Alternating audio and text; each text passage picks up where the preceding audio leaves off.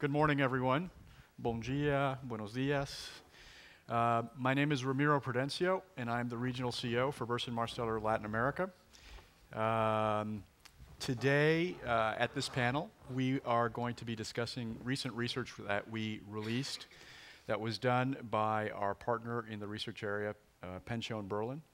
And together with CNBC, we call it the Corporate Perception Indicator.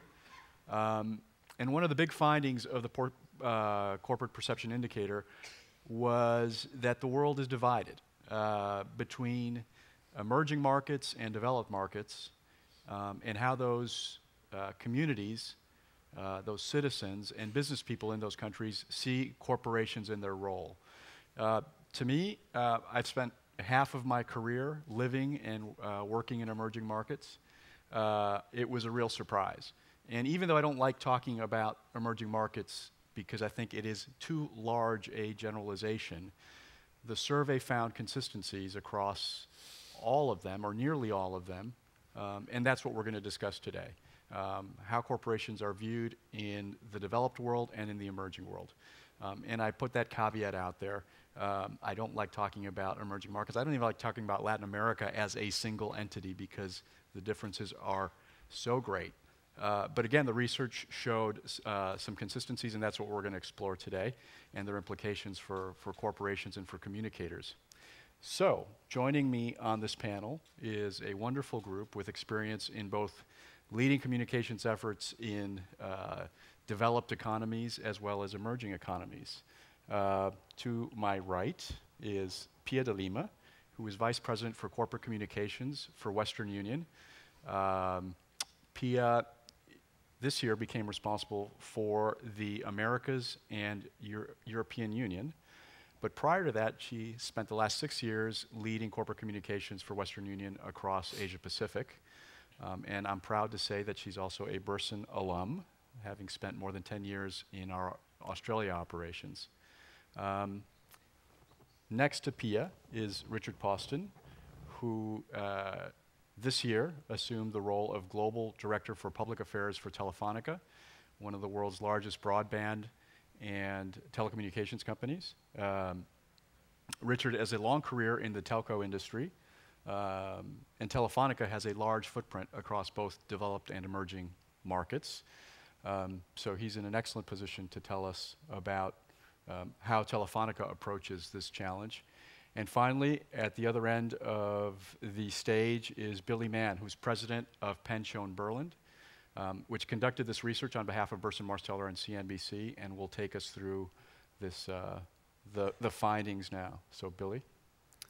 Great, thanks, Ramiro, and thanks everyone for having us. I'm going to walk you through some slides, and then we'll engage in a conversation about it up on stage, and definitely have time for Q&A at the end. So, before diving into the results, I just want to set the context for what we did here. So, the notion that Burson and CNBC had was we're about 6 years out from the depth of the financial crisis when we know that corporate reputation took a real battering. So let's pull back and let's go in a quantitative way and assess where things stand right now. Has there been a recovery? Is it a full recovery? Is it a partial recovery? Has resentment built? What's the story? And they wanted it to be an extremely representative study. So what we did is we went to 25 countries. This covers the 20 largest economies in the world. It also covers every continent, every region. It was done in a really comprehensive way. So you're looking at almost 27,000 interviews. It's probably the largest study of corporate reputation in most in-depth to date. And then the second key piece of how it was sampled was that it was not just looking at the general public in each of these 25 nations. Two audiences were done.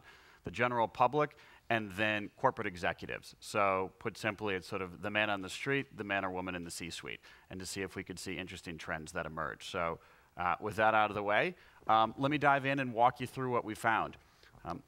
The first key finding is that what Ramiro hinted at, which is that this was a tale of two cities, or a tale of two worlds, if you were. The results that came back from the countries that would be grouped as developed versus those that would be grouped as emerging were strikingly different.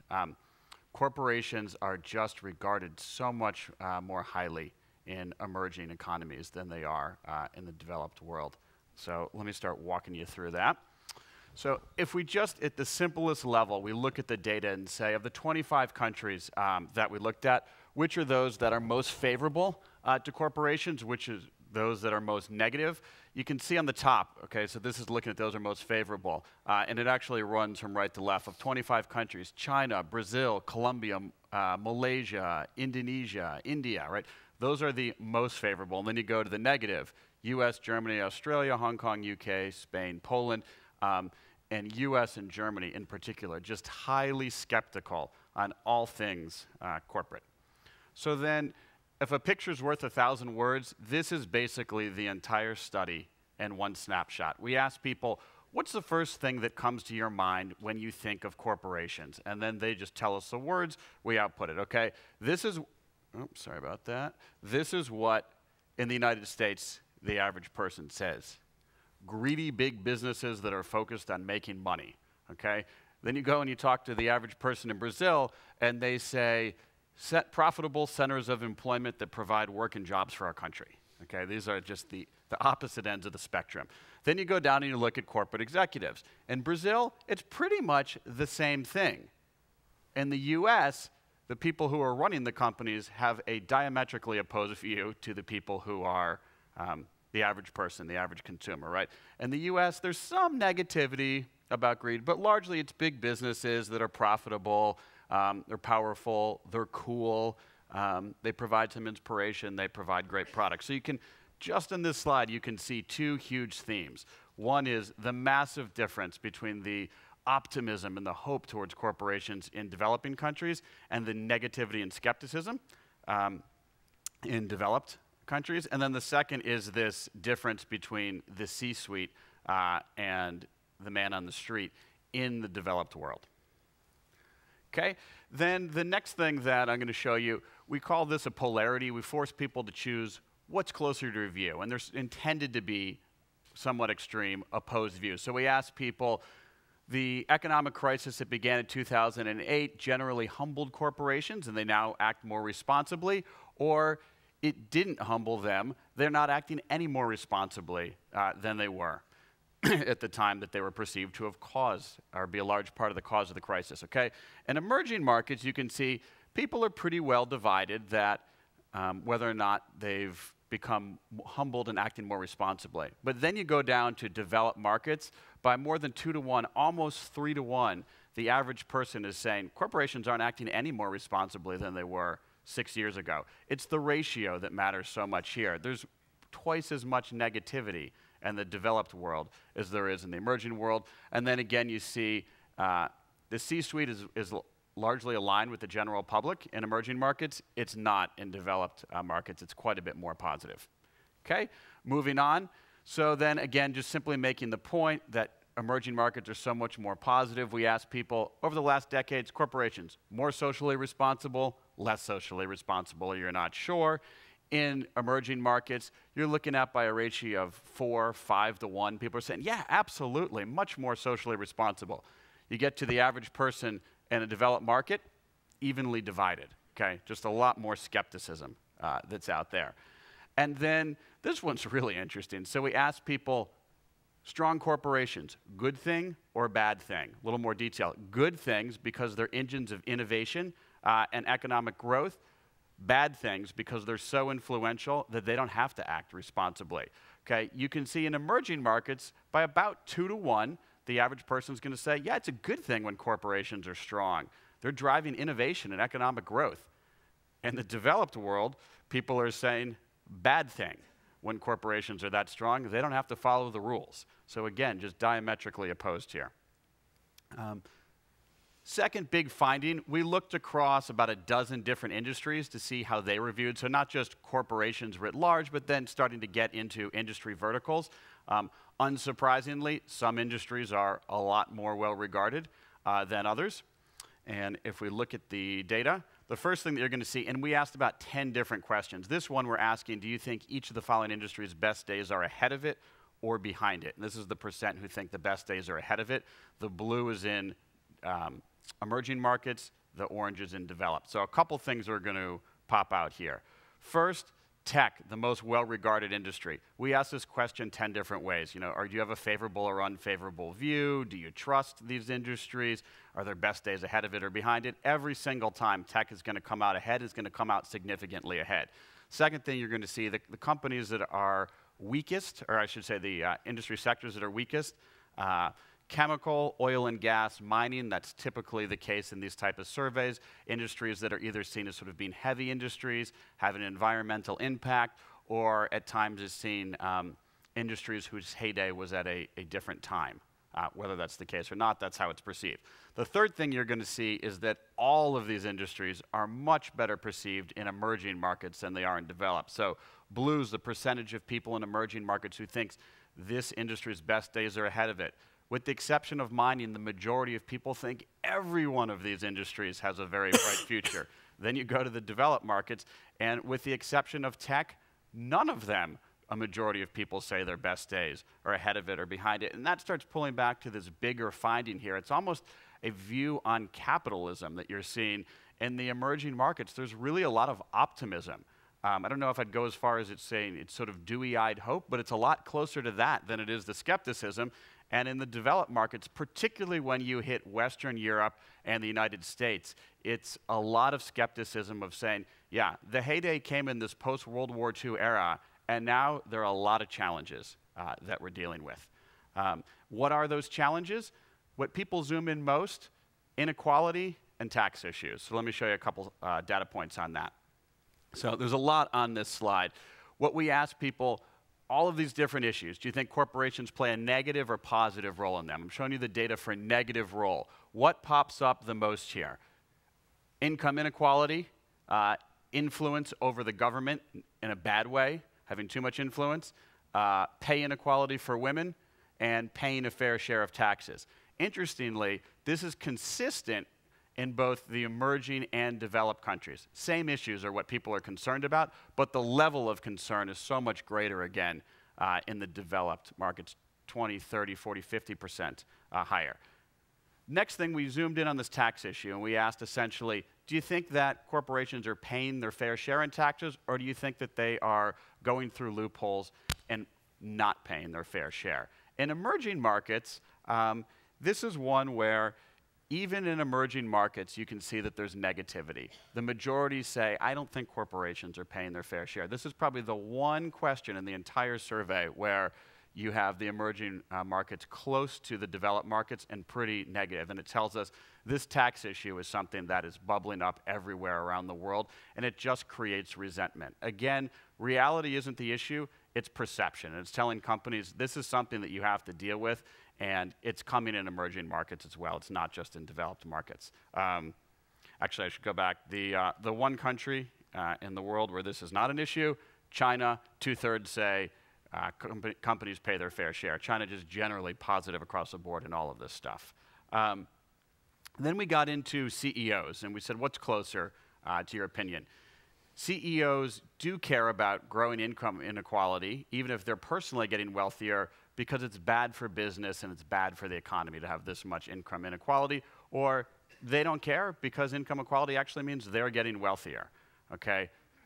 This is the other one, along with taxes, where the emerging markets are pretty negative, even more so. By 3 to 1, the average person in the emerging market says CEOs don't care. They just want to personally get wealthy. Doesn't matter what the implications are for the broader society. And you can see almost the exact same percentage in the developed markets. So I'd actually say of all the questions, this is the one where the developed and the emerging world are most aligned, which is essentially they're saying CEOs are selfish. They're focused on themselves. They actually don't care enough about their customers. You can see even in the C-suite, right, this is an issue, okay? So it's, unless you are the man or woman who's on top in this, as CEO, there's a good chance you've got a pretty negative view on this topic. I alluded to China being really positive on pretty much every metric in here, the US being pretty skeptical and negative on everyone. Here's a couple quick data points to show you. Very simple question. Do you have a favorable or unfavorable view of corporations? Average person in the US, the general public, whoops, almost evenly split. 49% favorable, 42% unfavorable. Go to China. by almost 4 to 1, favorable to unfavorable, okay? Really positive view of corporations. This one's even more striking. We say, do you think, thinking about the role of corporations in the future, do you think they're a source of hope or a source of fear, okay? In the US, evenly divided. That's pretty striking. Just as many people, if you walk down the street, say corporations are a source of fear. I mean, that's a gut, visceral reaction.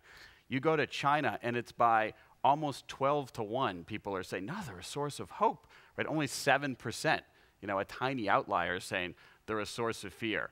If you want to understand the difference between how corporations are viewed in developed markets versus emerging markets, this slide is as good of any to begin with. I mean, there is just a visceral concern in developed markets, particularly Western Europe and the US. And then you go to places like China, India, Brazil. And as Ramiro said, it's almost an oxymoron at this point to refer to them as emerging markets. You're talking about some of the largest economies in the world, if not the largest in the case of China. But in terms of psyche, in terms of perception and the way that they think about corporate issues, they're actually quite a bit aligned. And it's very different than what we see. It's almost, as I said, it's sort of like this 1950s post-war view of capitalism, the optimism that was seen in the Western world. That seems to be where opinions are in emerging markets. And lastly, real quickly, there were bright spots here, okay? It's not all negativity and skepticism. What's interesting is people are telling us they want to hear more. What do they want to hear about? So I showed you before where people think corporations play a negative role. Here's where they play a positive role. Jobs, the economy, innovation, and products that people love. Totally consistent in the developed and emerging economies. And actually, this is one where the percentages are not that far apart in the developed and the emerging economy. So some credit given here, even in the skeptical countries. And then there's a lot of data on here. Let me make it really simple for you. We ask people, do you think that corporations are communicating not enough, the right amount, or too much about the following issues? Just look at that light blue bar, meaning not enough. This is what people want to hear more about. You're going to see total consistency between emerging and developed markets. And what people really want to hear about, social responsibility is at the top of the list. Then regulatory and legal issues and how employees are treated. Same top 3, slightly different order in emerging and developed markets. Regulatory and legal issues does not mean I want to get into the nitty-gritty of how your lobbyists are working on tax code. It goes back to that bigger issue I raised before about are you paying your fair share of taxes? What's happening here? CEO pay and inequality. It's the big issues. You put that together, social responsibility and treatment of employees. The theme is pretty clear. They want to know how companies go about doing their business, not what they're doing. That's the part of the story that people really want to hear. So I will keep this short because we'll come back to this in the conversation. Pretty clear implications to us. The first one is, look, the data might indicate corporations, particularly in the developed world, are under siege. Time to hunker down. We'd say it actually says the opposite. People say they want to hear corporate stories, and actually they're telling us the type of stories they want to hear. So it's the opposite. It's not hunker down. It's communicate more, over-communicate. The second one, I didn't show you all the data on CEOs, but we asked who are the most influential people in society. CEOs after the head of state are viewed as the second most influential people in the world. Then we asked who are the most respected or admired. All of a sudden, CEOs move to the other end of the spectrum. Huge microphone. People listen to them.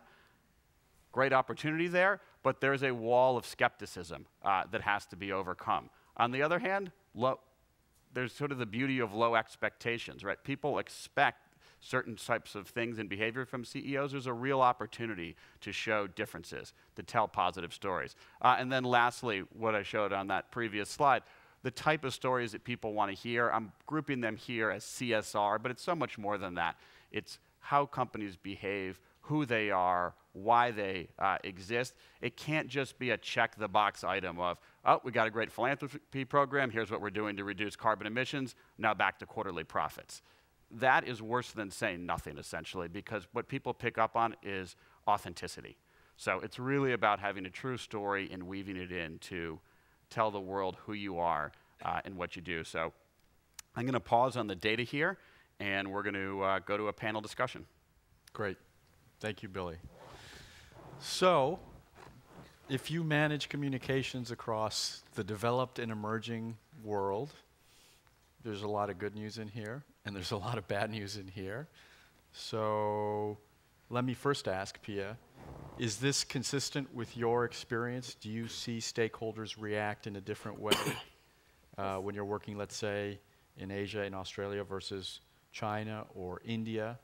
And what are you seeing now that you're responsible for Americas and Western Europe? Union. Thanks. I guess when you step back, it's not surprising the results. On one hand, in the developed world, it's a very engaged audience. You have very bold and powerful journalism. You have active consumerism. The platforms shared by regulators and academics and stakeholders. So there's a lot of opinion shared, and therefore your ultimate reader is influenced by all of this debate.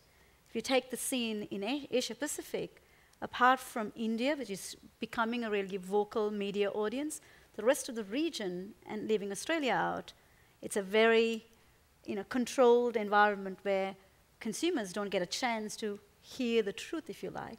So I guess your findings is not surprising. It's reflective of the economic landscape, more or less, and to some degree, the level of democracy in those nations. In terms of, is there a difference now, where I'm looking after more more developed countries, because I work for Western Union, we refer to a developed country because they send more money outside than they receive money. Yes, we're seeing that. But the challenge is, how do we still engage the ultimate audience, given that you have so many filters that you have to get through and convey your message objectively? Great. So let me follow up with one thing you just said, which is at least one audience in all this, let's say the media, is perhaps more respectful, less confrontational with corporations in many parts of Asia Pacific. Do you think the advent of social media is going to change this dynamic? Are people starting to voice an opinion that challenges corporations via social channels, where let's say that the media remains a little more docile? I think it's changing, but I don't think it's going. I think the media is also, they also have other platforms to go online. In fact, media is becoming more powerful because it's not just through traditional channels they convey the message. You have journalists doing online blogging and online reporting. So I think the landscape is becoming noisier, right? In terms of social channels, again, it goes down to your audience. When I look at my company's audience, 80% of our senders are diaspora, right? And majority of them send money to put food on the table, pay for education, pay for bills.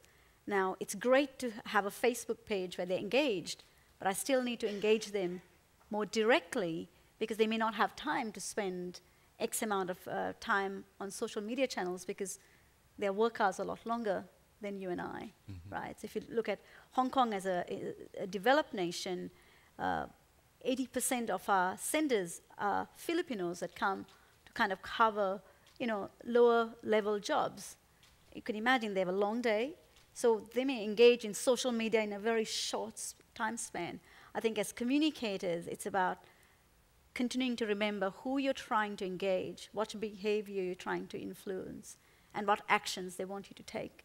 And again, that becomes harder because you're dealing with your consumers, you're dealing with your investors and fund analysts, you're dealing with regulators and third-party bodies with these NGOs and so on.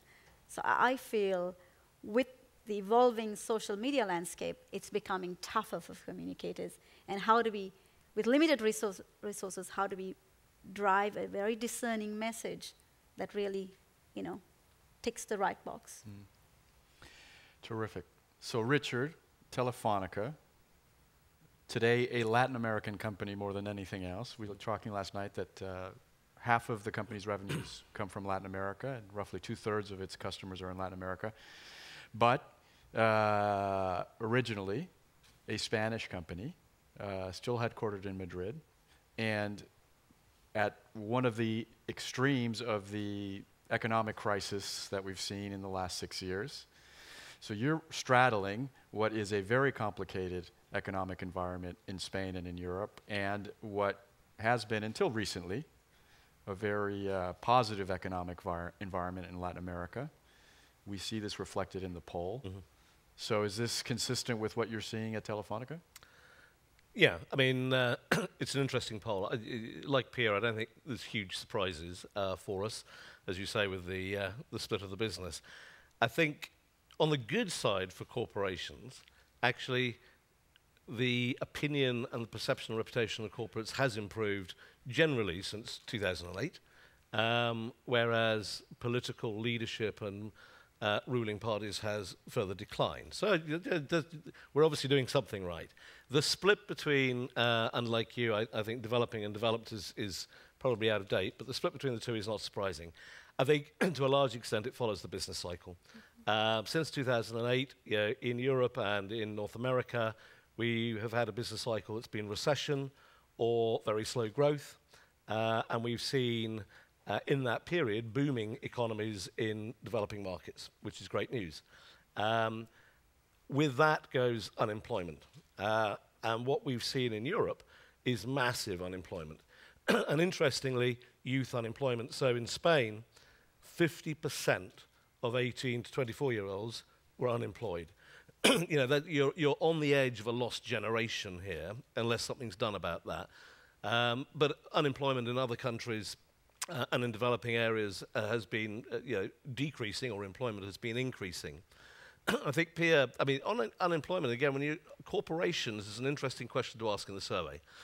85% of the jobs in Europe created between 2002 and 2010 are by SMEs, not corporates, and 65% in North America. So we're living in a digital revolution where entrepreneurial startups, scale-ups, people have that ability to challenge corporates, and we see it every day with all of the big brands. And big brands have to continue to evolve and change, but aren't necessarily going to be the providers of the jobs in a way that they were in the past going forward. Pierre raised the media. I think in Europe, certainly, we have a media which thrives, which is great. It's the heart of our democratic process, but it thrives on bad news. It doesn't thrive on good news. So whether it's subprime, whether it's the financial crisis, whether it's the economy, whether it's the tax issues, and companies using legal loopholes to pay less tax, whether it's personal data, privacy, security issues, whether it's BP in the Gulf of Mexico, whatever it is, that's what people are fed, and that affects their mood. So, in fact, a survey we did for the second time this year on millennial adults, 18 to 30-year-olds, shows that the levels of optimism about just generally being optimistic in life in Latin America, in that cohort, is 60% are optimistic. 40% of the same cohort in the States are optimistic, and 20% in Europe.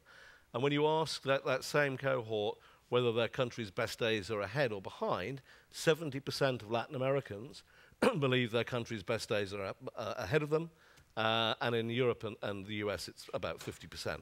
So you're seeing a huge optimism, entrepreneurial flair, spirit of can-do coming from developed countries versus developed. And one other point that I'll just raise, which I think is an interesting one, I mean, you did C-suite versus general public, and we chatted about this a bit last night.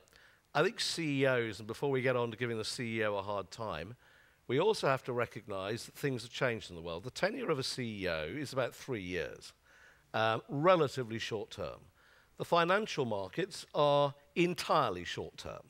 Okay, so what they are interested in is the quarterly profit, is the dividend payment, is the free cash flow, is all those things. And that's great.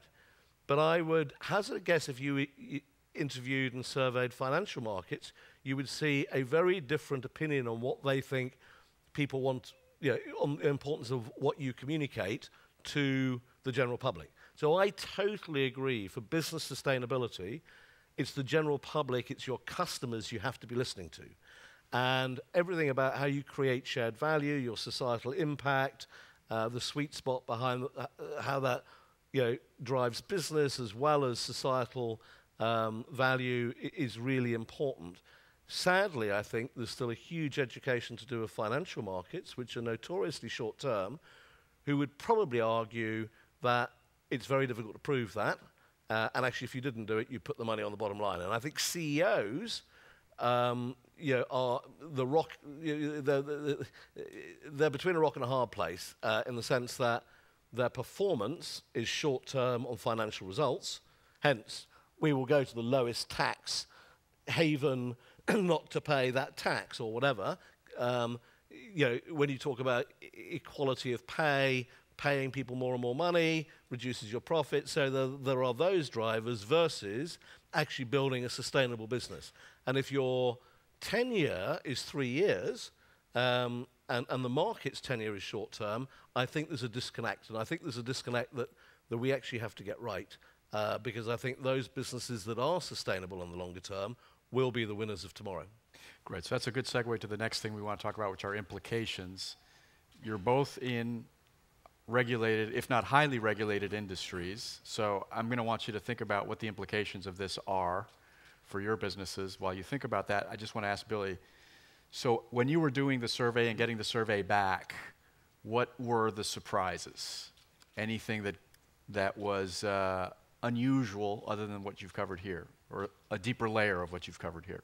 Yeah, I think it is what we've covered is we expected there to be a difference between emerging and developed markets, but it was so striking. And when you toss up one of those word clouds to me, that it has to be a gut reaction you have to that one part of the world is saying corporations are a source of hope, jobs, and optimism, and the other says greedy centers of profit who are essentially hurting the country. That just the visceral difference, I think, was quite striking. And then when you get inside of it and you go metric by metric and you look at the US and China and you say, and these countries are literally not just on opposite sides of the world, but opposite ends of the opinion spectrum. And it's as if you're able to go into a time machine and look at, here we are with this dewy-eyed view of corporates and capitalism, and we must be, moving through the 1950s. And so the striking difference there, which then went to the implications of sort of,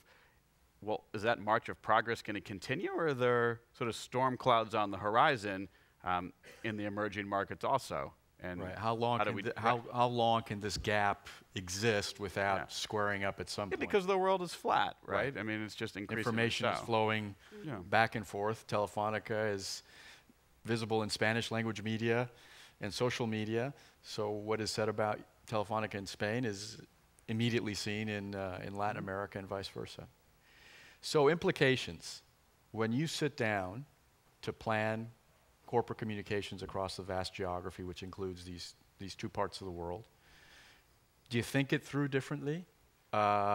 Strategically? Do you think it through differently tactically? Do you prepare your executives slightly differently for their encounters with stakeholders, including the media? Do you prepare for different levels of confrontation? So, Pia? Yes, definitely. I guess for me, let's just talk about the CEO, the unpopular CEO, the perceived notion of a CEO being greedy and self-centered. I mean, CEOs today exist because they have a mandate to deliver to their shareholders and keep jobs, right? And so CEOs not going to go by their day just wondering whether I'm going to add 1,000 employees to the shop floor, right? I mean, I think this is very clear. So, but at the end of the day, there is this negative perception. So what we're trying to do at Western Union is, how do we actually, and this is interesting because when I was in consultancy world, we kind of always put all our eggs in the CEO basket. We paraded him all the time because we felt like the company needed to have one voice. But what I'm learning, and I've been in the role 4 months here in the US, what I'm learning is, yes, you have to have a CEO mandate, but start bringing other people that can talk about the business. So that you have subject matter experts that talk about the business that relate to consumers, or relate to a regulator, or relate to a specific, not that we're trying to dilute the market with too many voices, but we're beginning to see that there is an advantage to not just only have the CEO talk about, because the CEO's message has to be often, and his shareholders are watching him, his fund managers are watching him. He can't be going down too much down the path of constantly talking about his corporate responsibility program, because I had my CEO say to me, look, I don't want, Wall Street to think that we're just a PO charity, we're giving away money. I need to communicate the true state of the business. And how do we juggle that? And right now, we're actually exploring and testing it out, where we're having the CEO, he has a very clear mandate, but bringing very credible subject matter experts that talk about parts of the business, even if it's about corporate responsibility programs. To broaden your set of spokespeople. Indeed. Great. Richard? Yeah, I mean, I would agree with a lot of that. I mean, the global-local model, you've got to have the CEO leadership, the vision, the values of the company, but you've got to, whether you're operating in Brazil or Argentina or Uruguay or Germany, there are different issues on the ground. And therefore, people and customers and employees respond to who they perceive their leader to be. And in most companies, there are a few exceptions, that leader will be the local CEO, country management team. And I think responding correctly in those countries is very important. And I think, do we plan it? Yes. I mean, as I said before, I think if you go back to Michael Porter, he was right. I think in the old days, CSR was something that companies would start foundations and you do good stuff and it's aside from the business and it's not linked to the brand and we all feel good for doing it. And lots of companies went that way. I think the modern way and what we're trying to do is that create shared value. So where can we drive business growth at the same time as aiding societies in which we operate? And actually, credit to Latin America. Most of the governments in Latin America are very interested, it's a euphemism for insist, that you have more of an impact than investing in the country and taking profit out. What is your societal impact? So, to give you a couple of examples. In South America, generally one of the perceived problems was child labor. And the culture that you have lots of kids and they go out to work and that's how the family is brought up, which of course means that you end up with, a very interesting social graph of those educated with all the money and power and those not, and those sort of middle class. So one of the things we've been doing for years is a program called Pro Niño, which is about actually developing primary schools and then convincing with governments and NGOs parents to allow their kids to go through education, and you create better opportunities for them. Now, for us, it's, yes, that social impact that has a huge benefit locally, but it also means that you have more and more people running more and more businesses, wanting more and more communication. So, there is a sweet spot of creating shared value. And we did the same with startups. So I think you have to be clever about what you do, and it has to be local. So you have to run a global local business. Mm-hmm. So, Billy, you touched off on recommendations quickly at the end. Mm-hmm. Tell us a little bit more of what the research tells us that companies might consider doing differently.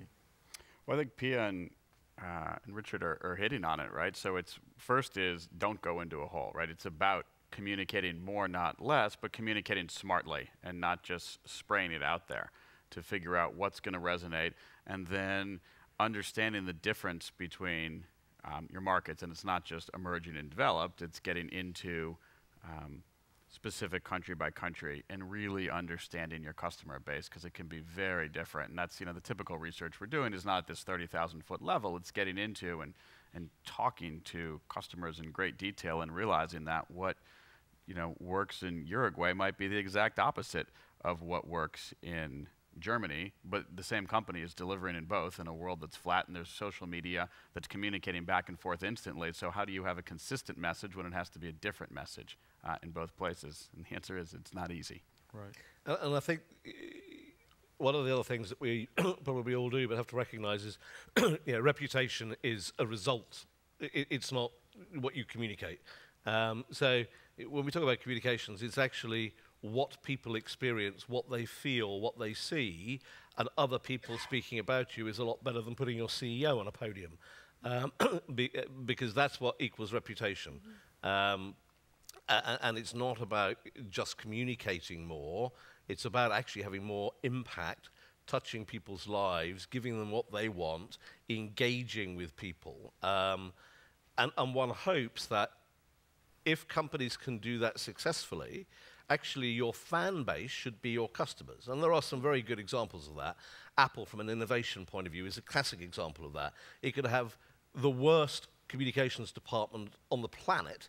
Frankly, it's got, everybody on social media double guessing when the next launch of the iPhone 6 is or what, and even when they have problems, its fans will forgive it. If you can get to that stage, you actually then have a lot more influence over governments or regulation than you do right now, because you have, in our case, 315 million people as customers, supporting you. So it's going to be critical to be a sustainable business to have that connection with turning your customers into fans. Mm-hmm. And the one output of that, which would be helpful, is actually for the markets to understand that's not all about short-termism. Mm-hmm. Right. That there's actual financial value derived from social value or social equity. Yeah, absolutely.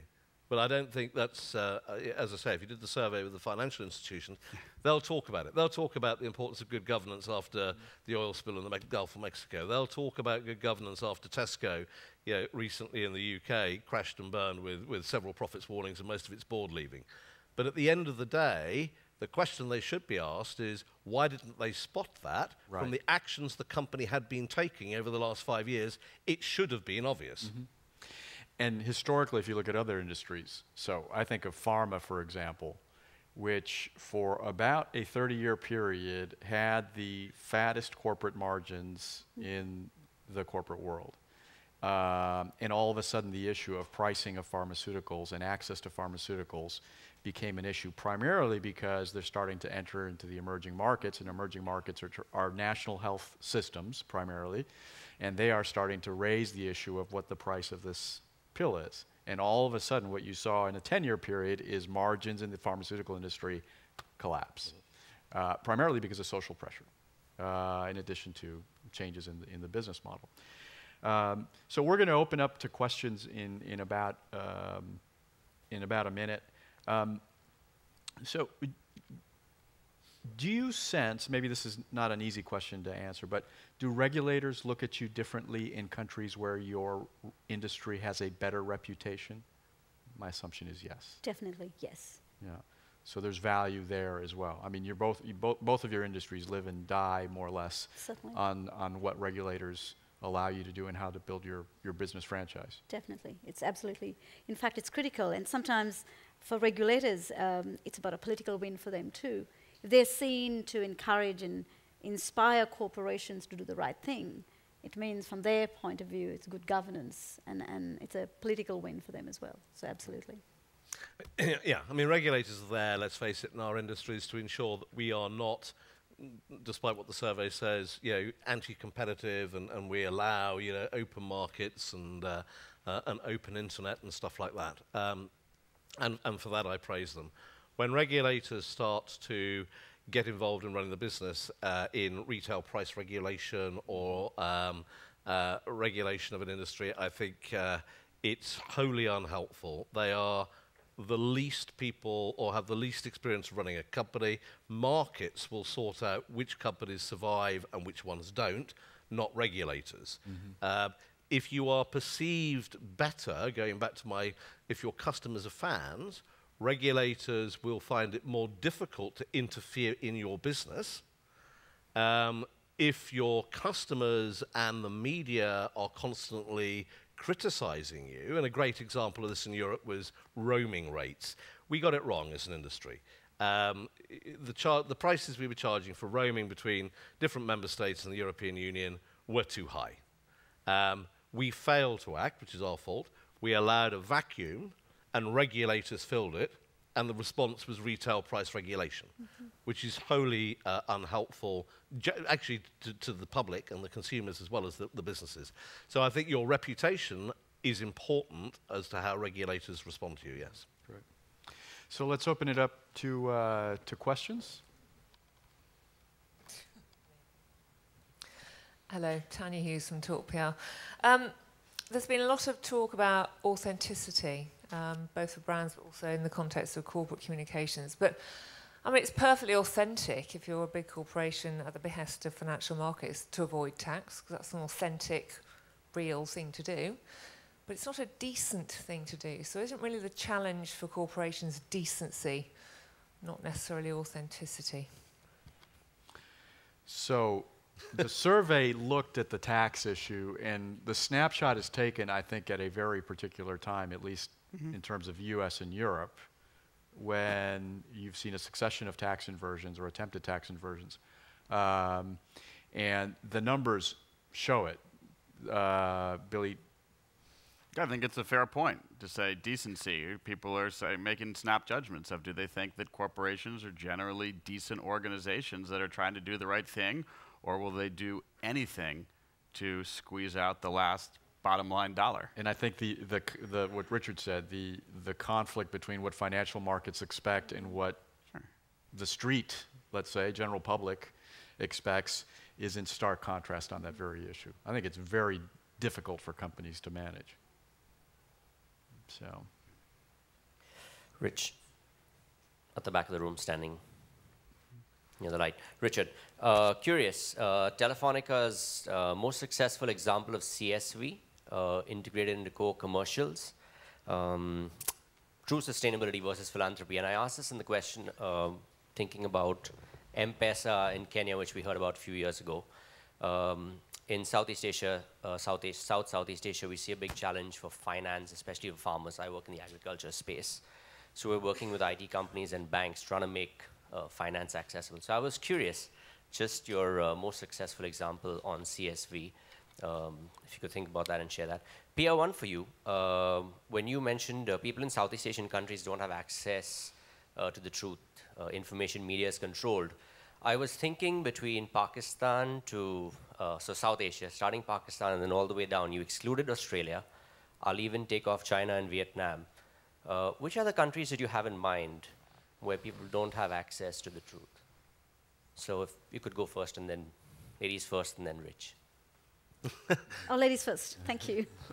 I mean, let's look at, I think, to be able to define access, let's look at infrastructure levels in those countries. Let's look at India, let's look at the Philippines, and let's look at even a country like Vietnam.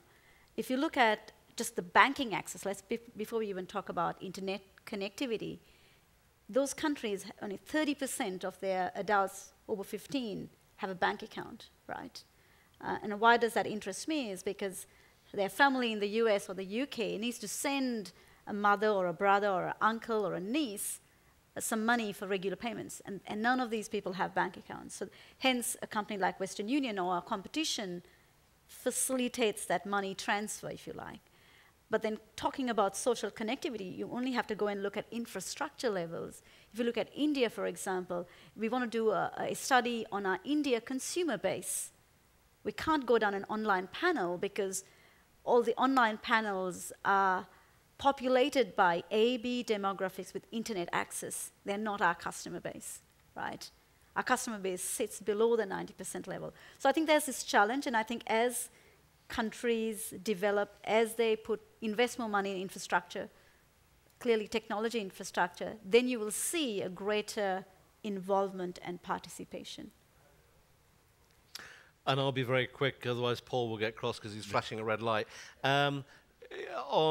You mentioned M-Pesa, and although that's a Vodafone initiative in Africa, and of course we do the same in Latin America, which is great, but I'd actually make it simpler than that. I think providing connectivity to more and more people who have never had the ability to own cheap smartphones or have broadband coverage or whatever actually is life-changing. Now, whether that is money transfer, whether that is being able, if you're a coffee producer in Colombia, to send a photograph back to a town to find out what disease and to be able to order the pesticides for that rather than having to make a journey to do it, I think just connecting the world, frankly, has so many benefits, and we'll see that going forward, not only in payments and all of those things with respect to PayPal, but we will also see it in health information as well, so a connected society, basically.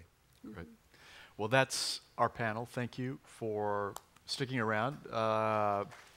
Pia, Richard, Billy, Thanks. thank you very much.